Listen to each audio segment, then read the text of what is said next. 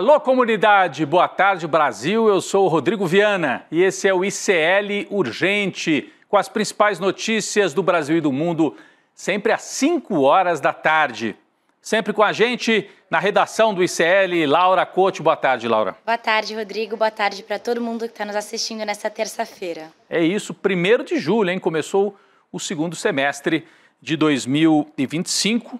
Boa tarde para você que mora nesse país em que o presidente da Câmara presta contas não ao povo, mas aos empresários e aos milionários que não querem pagar imposto.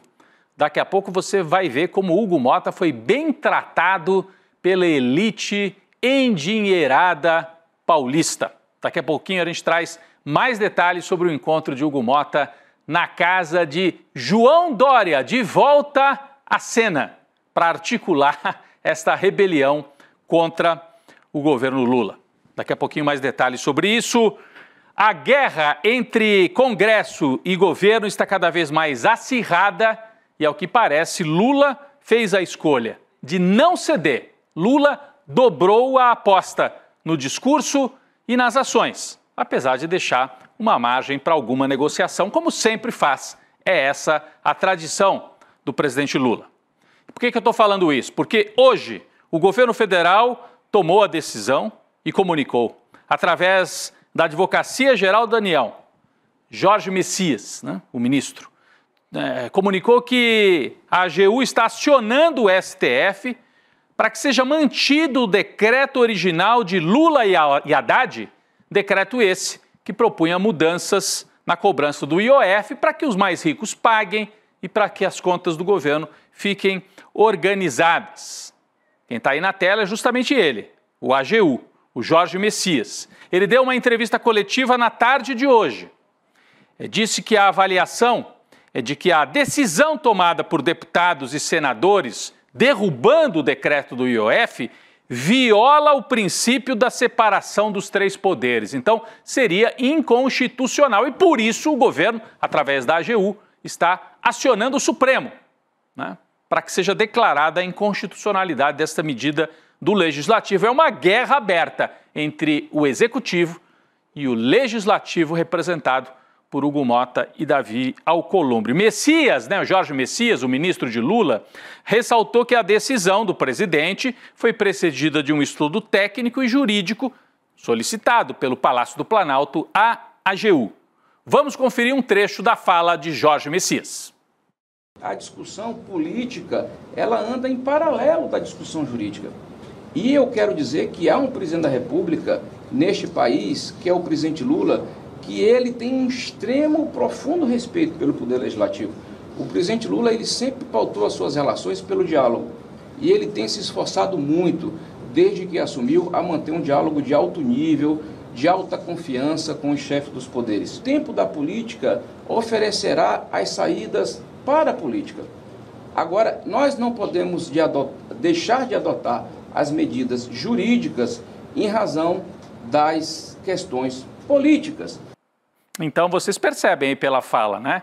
É uma medida de contra-ataque do governo, o governo resolve confrontar abertamente, até porque o outro lado confrontou primeiro, mas, ao mesmo tempo, a fala de Jorge Messias deixa uma porta aberta. Ele fala: existe o tempo da política que pode resolver essas questões. Enquanto isso, nós vamos usar a ferramenta jurídica. O tempo da política significa Alcolumbre e Hugo Motta sentarem e verem o que vale mais a pena.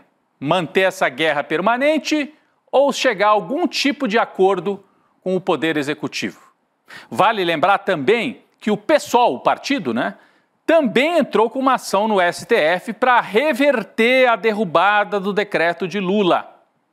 O caso, né, esse pedido do PSOL, está sob relatoria do ministro Alexandre de Moraes, como informamos ontem aqui no ICL Urgente. Ficou tudo concentrado com o Alexandre de Moraes. E esse da AGU? Esse pedido agora da AGU? Esse ainda não sabemos. Mas, pela lógica, talvez o Supremo concentre também na mão de Alexandre de Moraes. Vou levar agora a nossa transmissão lá para a redação com a Laura Couto para que ela traga os bastidores desse anúncio feito pela AGU e também a reação da oposição. Laura. Rodrigo, primeiro de tudo, o advogado-geral da União, o Jorge Messias, disse que avisou o presidente do Senado, Davi Alcolumbre, e o presidente da Câmara, Hugo Motta, antes de acionar o Supremo para que sejam declarados constitucionais os decretos do Lula sobre o aumento do IOF.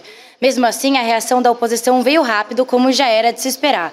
O deputado Zucco, que é o líder da oposição na Câmara, ele publicou uma nota do bloco dizendo que o governo declarou guerra contra o Congresso Nacional. O líder do Republicanos, o Gilberto Abramo, afirmou que o governo está dando um tiro no pé com essa decisão. Já o líder do PDT, o Mário Henninger, disse que o governo está esticando uma corda que vai se romper. E para o deputado Sóstenes Cavalcante, o líder do PL na Câmara, o governo tirou uma máscara e mostrou o rosto da crueldade tributária, assumindo que o objetivo é um só: tirar até o que o pobre não tem. Esse argumento não faz nenhum sentido, né, Rodrigo? Não, essa fala do Sóstenes, mais uma vez, não faz o menor sentido. As outras a gente pode até discutir aqui, o líder do PDT dizendo que o governo está esticando demais a corda, que ela pode se romper, aí é outra coisa. Agora o Sóstenes, que é do PL, dizer, não, o governo tem um só objetivo, tirar o que o pobre não tem, é o contrário, né? A proposta do Haddad e do Lula é de isentar quem ganha até R$5.000 do imposto de renda, é de cobrar IOF. Aliás, o IOF cobrado na época do Bolsonaro era maior, né? Era maior. Agora tem uma proposta de mexer nas alíquotas um pouquinho só, né? Para fechar as contas, mas os ricos no Brasil não querem pagar imposto. O presidente Lula defendeu hoje o decreto de aumento do IOF e também o projeto de isenção do imposto de renda para quem ganha até R$5.000, que é proposta de campanha, foi chancelada nas urnas e o Centrão não quer aprovar, né? Lula disse que as propostas são voltadas para diminuir privilégios e que os atingidos por essas medidas se rebelaram, são palavras do presidente Lula. As falas aconteceram num evento de lançamento do Plano Safra. A gente tem aqui na tela o resumo da frase de Lula, abre aspas, ninguém está querendo tirar nada de ninguém. Aí ele responde um pouco ao Sóstenes, né? Ninguém está querendo tirar nada de ninguém. Queremos apenas diminuir os privilégios de alguns para dar um pouco de direito para os outros. É só isso o que nós queremos. A fala foi feita, portanto, durante o lançamento do Plano Safra. Nesse mesmo evento, Lula fez um ataque frontal a Jair Bolsonaro, que está irmanado com o Centrão na tentativa de proteger os mais ricos, na tentativa de impedir que a Faria Lima, os empresários, paguem imposto. Vamos assistir o trecho da fala de Lula nesse mesmo evento. Nunca vou pedir para vocês fazerem um pix para mim. Nunca. Guarda o seu dinheiro para pagar para os seus funcionários. Eu não quero pix. E jamais vou pedir anistia antes de ser condenado. Quem é frouxo não deveria fazer bobagem. Quem não tem coragem não deveria fazer bobagem. Quem não mede o erro das consequências não deveria fazer bobagem. Chamou o Bolsonaro de frouxo e é isso, né? O Bolsonaro apronta e depois pede pix, pede água, pede ajuda para o Temer, pede ajuda para o Centrão, pede, pelo amor de Deus, aprove uma anistia para mim. E aí foi chamado de frouxo pelo presidente Lula. O embate está colocado. O Lula, no discurso e nas ações, como a gente viu, com essa decisão de acionar o Supremo para derrubar a decisão do Legislativo, o Lula dobrou a aposta, foi para o confronto e eu diria, não há outra solução nesse momento. O Centrão, ao fazer o que fez na semana passada, vazou para a imprensa que o objetivo era colocar Lula de joelhos. O objetivo era que Lula, inclusive, desde já desistisse da reeleição no ano que vem. Ao que parece, não deu certo. O presidente resolveu comprar a briga juridicamente, comprar a briga politicamente, enfrentar o Centrão e enfrentar o Bolsonaro como ele já vinha fazendo. E, ao mesmo tempo, deixa uma porta aberta para a negociação se Alcolumbre e Hugo Motta quiserem algum tipo de entendimento visando 2026. Uma parte do Centrão pode ainda fazer o acordo com o Lula. Outra parte, pelo jeito, vai com o bolsonarismo ou vai tentar inventar esta candidatura Tarcísio. Daqui a pouco vamos falar mais sobre ela, que o objetivo principal é esse. Bolsonaro de lado, tentar enfraquecer o Lula para viabilizar uma candidatura de direita, da direita tradicional. É isso aí. Bom, vamos falar da extrema-direita fora do Brasil também. Donald Trump e Elon Musk voltaram a se atacar. O presidente dos Estados Unidos ameaçou hoje deportar o bilionário, o ex-aliado Elon Musk. Muita gente não sabe, mas o Musk não nasceu nos Estados Unidos, ele é natural de Pretória, uma das 3 capitais oficiais da África do Sul. E se tornou cidadão norte-americano só no início dos anos 2000, olha o Elon Musk aí. Então ele é um sul-africano que se converteu, né, para a cidadania dos Estados Unidos. Ao ser questionado por jornalistas sobre a possibilidade de deportar Elon Musk, Trump afirmou que, abre aspas, vou dar uma olhada nisso. O republicano também levantou a possibilidade de o próprio DOGE, departamento que era comandado por Musk, investigar o empresário, dono da Starlink, dono do X e de tantas outras companhias, da Tesla, etc, etc. Vamos ver o que disse Donald Trump. Nós temos aqui o VT. Vamos lá. Elon Musk, are you going to deport Elon Musk? I don't know. I think we'll have to take a look. We might have to put Doge on Elon. You know what Doge is? Doge is the monster that might have to go back and eat Elon. Wouldn't that be terrible? He gets a lot of subsidies, Peter. But Elon's very upset that the EV mandate is going to be terminated. And you know what? When you look at it, not everybody wants an electric car. I don't want an electric car. I want to have maybe gasoline, maybe electric, maybe a hybrid. O Trump dizendo que o Musk está bravo porque, para você que só ouve, né, que não pôde ver aqui a tradução, o Trump disse que o Musk está bravo porque vão acabar os subsídios para os carros elétricos. E o Trump fala, eu mesmo não sei se eu quero um carro elétrico, eu quero um carro a gasolina. E com isso o Trump também dá uma sinalizada para o setor das grandes petroleiras, né? Setor importante ainda nos Estados Unidos, né? A treta entre os dois começou depois que Elon Musk fez críticas ao projeto de lei orçamentária de Trump. O bilionário reagiu a essa nova fala de hoje do Donald Trump e disse que vai se conter por enquanto. Está aqui a postagem, né? Está aqui a postagem e a resposta do Musk. É muito tentador intensificar isso, é muito tentador, mas eu vou me conter por enquanto. Está aqui traduzido do inglês na nossa tela, o Elon Musk respondendo. Eu queria só levantar uma hipótese. E se tudo isso aqui for um grande teatro entre os dois? O Donald Trump com dificuldades na economia, com dificuldades na popularidade, o Elon Musk parceiro dele e com dificuldades nas empresas. E se for um teatro, para que os dois ocupem o noticiário? Lembram que o Bolsonaro, no começo do governo dele aqui no Brasil, a gente mesmo dizia, ele ocupa o espaço do governo, ocupa o espaço da oposição, faz crítica, depois volta, depois a gente diz, ele está maluco, ele voltou atrás, mas com isso ele domina o noticiário. É o que o Trump faz, inclusive comprando essa briga com o Elon Musk. Há sinais de que pode ser uma briga de verdade, o Elon Musk foi longe, disse que o Trump tinha envolvimento, inclusive, com casos de exploração sexual. Mas agora fizeram as pazes e voltaram de novo a brigar, é estranho, para dizer o mínimo, mas essa gente é toda estranha. Saindo um pouco dessa treta Musk e Trump, mas permanecendo nos Estados Unidos, o presidente dos Estados Unidos, né, ampliou a sua ofensiva contra a imigração e inaugurou uma prisão só para imigrantes no país. Agora não é mais em Guantánamo, né, que eles exportavam os presos lá para prisão na ilha de Cuba. Laura Couto tem mais informações sobre isso, a barbárie explícita. Conta pra gente, Laura. Rodrigo, essa é a mais nova ofensiva do Donald Trump contra a imigração. O republicano conseguiu construir um novo centro de prisão de imigrantes em tempo recorde. Foram só 8 dias. O centro é chamado de Alcatraz dos Jacarés, por ser cercado de pântanos, e agora ele fica na Flórida. O espaço vai ter capacidade para abrigar cerca de 5.000 pessoas e os primeiros imigrantes a serem presos vão começar a ser alocados na unidade a partir de amanhã. O Trump justificou essa nova medida afirmando que está expulsando monstros dos Estados Unidos. Que coisa absurda, né? Alcatraz dos Jacarés, né? Alcatraz faz referência a uma prisão histórica nos Estados Unidos, né? Alcatraz, tem até filme sobre isso. E o Jacarés, porque ali nos pântanos da Flórida, os alligators, né, são comuns. Então é uma maneira de dizer, nós vamos mandar os imigrantes para um lugar isolado, se eles fugirem, eles são devorados pelos jacarés. É uma simbologia da barbárie, é a simbologia da barbárie. A gente falava, né, o Trump vai exportar os imigrantes lá para o Bukele, né, na América Central, para terceirizar a prisão. Mas não, ele está fazendo também prisão dentro dos Estados Unidos.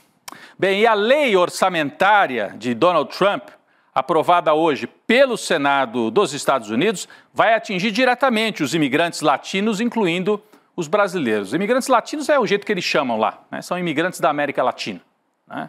Vai permitir que o Trump retire 1 bilhão e 600 milhões de reais dos latino-americanos por ano. Do que a gente está falando? Vai ser aplicado um imposto de 1% sobre as remessas enviadas pelos estrangeiros, irregulares ou não, inclusive os legalizados. Vai ser aplicado 1% de imposto desta remessa do pessoal que vai para lá trabalhar duro e manda o dinheiro de volta para os seus países de origem. Esta lei do Trump é chamada de One Big Beautiful Bill. A lei é a primeira, a bela, a grande lei.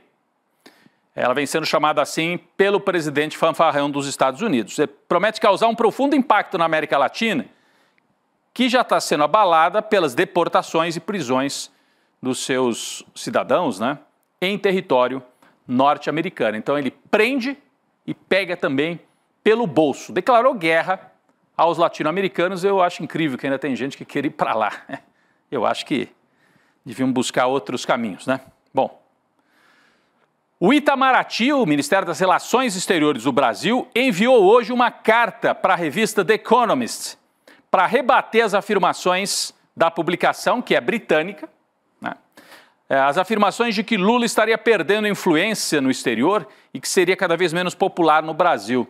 A reportagem do último domingo, né, trazia várias frases dizendo que o presidente brasileiro está cada vez mais hostil ao mundo ocidental por não endossar o posicionamento dos países do Ocidente em relação à guerra entre Israel e Irã. Ou seja, a Economist queria um Lula de joelhos, como diz o Centrão aqui. Um Lula dizendo, Israel pode bombardear, matar os iranianos, pode invadir, fazer o que você quiser. O Lula fez a crítica e se tornou um adversário do mundo ocidental. A capa do Economist é um carimbo. O Lula já não é mais dos nossos. É mais ou menos isso. Mas a resposta do Itamaraty foi interessante. Laura, traz pra gente um resumo, por favor. Rodrigo, na carta, o chanceler Mauro Vieira afirmou que para humanistas de todo o mundo, incluindo políticos, líderes empresariais, acadêmicos e defensores dos direitos humanos, o respeito à autoridade moral do Lula é indiscutível. O diplomata também ressaltou que o Lula não é popular entre negacionistas climáticos e que, diante de uma nova corrida armamentista, ele está entre os líderes que denunciam a irracionalidade de investir na destruição em detrimento da luta contra a fome e do aquecimento global. A carta foi entregue na madrugada por meio da Embaixada do Brasil em Londres. Rodrigo. A carta entregue à redação da Economist, que fala em nome dos investidores, dos mercados financeiros britânicos principalmente. Mas é uma revista muito lida pelos banqueiros, pelos investidores no mundo inteiro. Está aí a resposta do governo brasileiro. Vamos para o nosso capítulo aqui de polícia, política e golpismo. A Polícia Federal ouve, nesse momento, Paulo Amador da Cunha Bueno, um dos advogados do ex-presidente Jair Bolsonaro. E ouve também Fábio Van Garten, ex-secretário de comunicação na gestão Bolsonaro e também foi advogado do Bolsonaro. Os depoimentos foram determinados pelo ministro do STF, Alexandre de Moraes, e acontecem simultaneamente em Brasília e em São Paulo. Eles são ouvidos no inquérito que investiga se houve tentativa de impedir as apurações sobre o golpe de Estado. Neste outro inquérito, também são investigados o criminalista Eduardo Kuntz, que representa o coronel Marcelo Câmara, porque ele teria tentado entrar em contato com o Mauro Cid, ajudante de ordens. Por isso que o Mauro Cid está na foto aqui. É confusa a história? É um pouquinho. Mas é assim, o Eduardo Kuntz, que é advogado do Marcelo Câmara, réu por golpe de Estado, o Van Garten e o Paulo Amador da Cunha Bueno, todos eles teriam tentado entrar em contato com a família do Mauro Cid para negociar, saber o que o Mauro Cid ia contar, mandar algum tipo de recado. Kuntz e Câmara também prestam depoimento à Polícia Federal junto com os demais nesta terça-feira. O advogado Paulo Cunha Bueno negou que tenha tentado obter informação sobre o acordo de delação premiada de Mauro Cid e pediu dispensa do depoimento à PF. Mas está acontecendo, os depoimentos estão acontecendo, a qualquer momento a gente traz atualizações. O ministro do Supremo, Alexandre de Moraes, também negou hoje um pedido feito por Felipe Martins, ex-assessor da Presidência da República, para que Eduardo e Carluxo, né, os filhos de Jair, sejam ouvidos como testemunhas de defesa na ação penal da tentativa de golpe de Estado.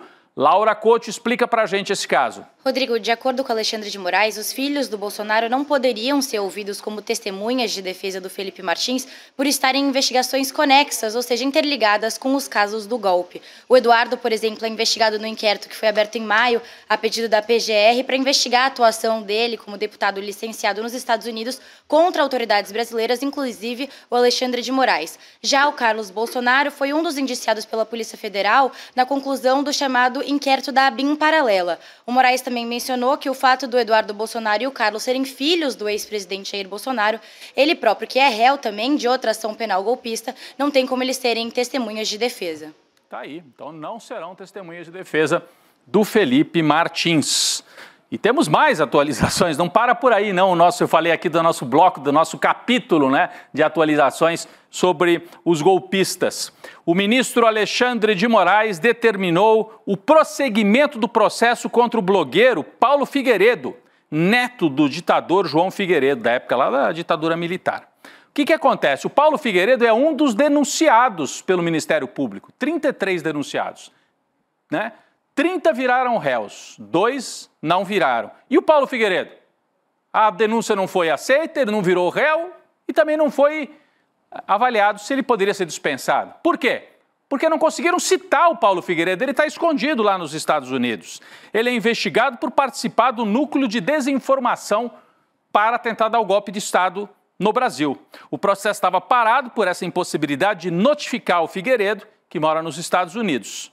Ele tem endereço desconhecido da Justiça, não havia sido notificado oficialmente, mas ele, como bom bolsonarista, deu uma ajudinha para a Justiça. Traz mais detalhes então para a gente sobre isso, Laura. Por que o Xandão agora considera que o Paulo Figueiredo pode sim ser processado, continuar o processo? Pois é, Rodrigo, o que aconteceu foi que o Paulo Figueiredo publicou um vídeo no seu canal do YouTube fazendo um react, comentando trechos das manifestações da PGR e da Defensoria Pública da União sobre o caso. Então, para o Moraes, isso comprovou que o réu está ciente da acusação, apesar de não ter apresentado a defesa dentro do prazo estipulado aí pela corte. E com isso, agora ele considera que o Paulo Figueiredo está notificado. Na decisão, o ministro ainda disse que o réu se manifestou e, inclusive, disse que é louco para ser interrogado acerca dos fatos. O processo agora volta a tramitar, mesmo sem qualquer manifestação da defesa do Paulo Figueiredo. Ele pode, inclusive, Laura, virar réu à revelia. Se ele não apresenta defesa, mas está claro que ele está sabendo que o processo existe, ele pode virar réu sem se defender. É o chamado réu revel, né? Tecnicamente é assim que é chamado. Todos os outros constituíram advogados, tentaram se defender, 2 deles nem foram transformados em réus, e o Paulo Figueiredo está dando uma de malandro lá, escondido, né? Na hora de gritar na Jovem Pan, na rádio, era um leão. Na hora de se defender, gatinho que se esconde nos Estados Unidos. Para fechar esse bloco de notícias sobre a trama golpista, a primeira turma do Supremo Tribunal Federal condenou a 17 anos de prisão aquele homem acusado de furtar uma bola de futebol assinada pelo Neymar durante a invasão ao Congresso Nacional em 8 de janeiro de 2023. É o Nelson Ribeiro Fonseca Júnior. Ele foi condenado por todos aqueles crimes. Aí está a bola de futebol que ele roubou. A bola que estava lá no acervo do Palácio. No dia 8 de janeiro, ele botou a bola debaixo do braço. E também, como bom golpista bolsonarista, falou, vou levar embora, vou roubar, é minha. Estava lá, com carinho, Neymar. O Nelson Ribeiro Fonseca Júnior foi condenado por golpe de Estado, abolição violenta do Estado Democrático de Direito, dano qualificado, furto qualificado, associação criminosa, deterioração do patrimônio tombado. Só falta agora os bolsonaristas fazerem um movimento, que nem aquele da Débora do Batom. O movimento Nelson da bola de futebol. Coitadinho, só roubou uma bola de futebol. Mas ele ajudou a quebrar, queria dar golpe de Estado, queria roubar o palácio, queria derrubar tudo. 17 anos. Será que valeu a pena? O relator Alexandre de Moraes disse o seguinte: o réu admitiu que esteve no local dos fatos, mais especificamente no interior do Congresso Nacional, então não foi no Palácio, foi no Congresso Nacional, me corrijo aqui, onde teria recolhido uma bola de futebol autografada pelo Neymar. Não sei se vale muito a essa altura, bola autografada pelo Neymar. Vamos falar ainda da extrema-direita? Olha só, o governador de São Paulo, Tarcísio de Freitas, disse a empresários, banqueiros, representantes do mercado financeiro, que vai sim conceder indulto a Bolsonaro se for eleito presidente em 2026. Ele está afirmando isso em conversas reservadas. Ele diz que o perdão a Bolsonaro seria um preço barato a se pagar pelo que ele chama de pacificação do país. Está aqui a manchete, podemos deixar a manchete mais um pouquinho aqui, porque a notícia vem de uma apuração da jornalista Raquel Landim, do UOL. Tarcísio diz a empresários em encontros reservados que vai dar o indulto. Ele não assumiu publicamente essa posição, né? Aliás, ele não assume publicamente nem que vai disputar as eleições, mas o nome dele vem despontando nas pesquisas como um candidato forte pela direita. O que ele depende é disso, ó, que o Jair, né, diga, ele é o nosso candidato. E o Jair só vai dizer isso se o Tarcísio disser, eu dou indulto para o Bolsonaro. Então ele está dizendo nas internas, para isso chegar até o Bolsonaro e para ele não se indispor publicamente com o Supremo Tribunal Federal. Alguns interlocutores bolsonaristas dizem que o ex-presidente quer priorizar alguém da família, que aí sim teria o compromisso de assinar o indulto. Mas na Avenida Paulista, o Tarcísio não atacou o STF, mas se posicionou ali ao lado do Bolsonaro. Vamos ver o que ele diz? Tem um trechinho desse último ato golpista na Avenida Paulista. Vamos assistir. O Brasil não aguenta mais a política de campeões nacionais, porque eles voltaram. O Brasil não aguenta mais a corrupção. Aguenta ou não aguenta? O Brasil não aguenta mais o governo gastador, o juro alto. Aguenta ou não aguenta? Quem paga essa conta do juro alto são vocês. É o pequeno empresário, é o pequeno produtor. O Brasil não aguenta mais aumento de imposto. Aguenta ou não aguenta? O Brasil não aguenta mais o PT. Aguenta ou não aguenta? É por isso que a gente quer ver fora o PT. Fora o PT. O Brasil não merece esses caras. Fora o PT. E nós vamos dar essa resposta no ano que vem. Porque nós vamos nos reencontrar com a esperança. Nós vamos nos reencontrar com a prosperidade. Nós vamos nos reencontrar com o nosso caminho. Nós vamos nos reencontrar com aquilo que é a nossa vocação, que é ser grande. Só faltou ele dizer, nós vamos nos reencontrar com o golpismo e com a política econômica do governo Temer de massacrar os trabalhadores. Mas dentro desse mesmo pacote aqui do Tarcísio de Freitas está o Hugo Mota, o Centrão, e a gente abriu o programa hoje falando disso, né? O Hugo Mota, símbolo dessa rebelião do Centrão contra Lula, foi chamado de herói do Brasil pelo governador paulista, ex-governador João Dória. Houve esse jantar ontem à noite lá na casa do Dória. Vamos ver quem é que estava presente na mesa do ex-governador? Então estava lá o Dória recebendo o Hugo Mota. Além deles, Gilberto Kassab, presidente do PSD e articulador do Tarcísio no governo estadual. Prefeito de São Paulo, Ricardo Nunes. Vira a página, que tem mais aí. O grupo todo estava reunido. Henrique Meirelles, ex-presidente do Banco Central, e hoje muito próximo a esse grupo. Felício Ramute, vice-governador de São Paulo. Rodrigo Garcia, ex-governador e amigo ali do Dória. Antônio Brito, deputado federal do PSD da Bahia. E empresários, vamos virar a página. Cláudio Lotenberg, presidente do Hospital Albert Einstein e ligado à Conib, que apoia o massacre em Gaza. Roberto Musto, executivo do Blue Bank. Antônio Alban, presidente da Confederação Nacional da Indústria, e outros 40 e poucos empresários na casa do João Dória. Eu vou rapidinho aqui, Laura, fazer o resumo. O Dória disse o seguinte, a gente tem inclusive a frase dita pelo Dória nesse jantar. Ao longo desta semana houve um movimento crucial para a vida do país liderado pelo Hugo Mota. Ele fez a defesa de um princípio que atende todo o Brasil. Ele se colocou e convenceu seus colegas da Câmara e do Senado de que a decisão tomada não era contra o Lula, mas sim uma decisão a favor do Brasil. Eu mandei uma mensagem para ele esta semana e agora reafirmo. Hugo, você é o herói do Brasil?